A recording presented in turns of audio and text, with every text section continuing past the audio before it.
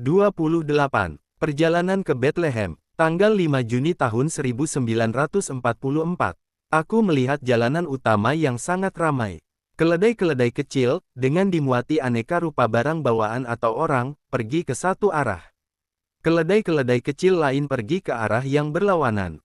Orang-orang memacu hewan beban mereka dan mereka yang berjalan kaki berjalan cepat-cepat sebab hari dingin.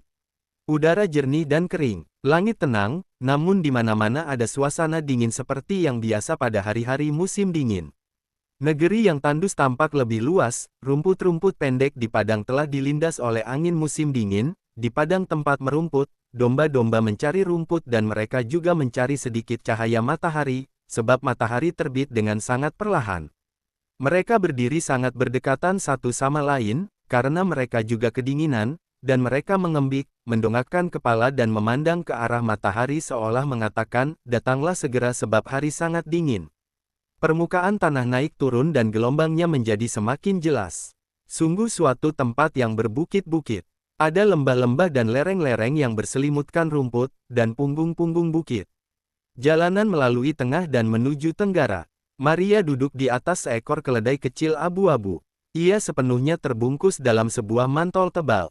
Di depan pelana terdapat perangkat seperti yang telah terlihat dalam perjalanannya ke Hebron, dan di atasnya terdapat peti kecil dengan barang-barang keperluan pokok. Yosef berjalan di samping memegang tali kekang. "Apakah kau lelah?" Sesekali ia bertanya kepadanya. Maria memandangnya dengan tersenyum dan menjawab, "Tidak." Yang ketiga kalinya ia menambahkan, "Kau tentunya lelah berjalan." "Oh, ini bukan apa-apa untukku. Aku hanya sedang berpikir andai aku mendapatkan seekor keledai lain kau akan lebih nyaman, dan kita dapat menempuh perjalanan dengan lebih cepat. Tetapi aku betul-betul tak bisa mendapatkan yang lain. Sekarang semua orang membutuhkan hewan muatan. Meski begitu, berbesar hatilah.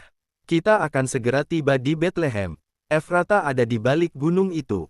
Mereka berdua diam. Sang perawan, apabila ia tidak berbicara, tampak memusatkan diri pada doa batin.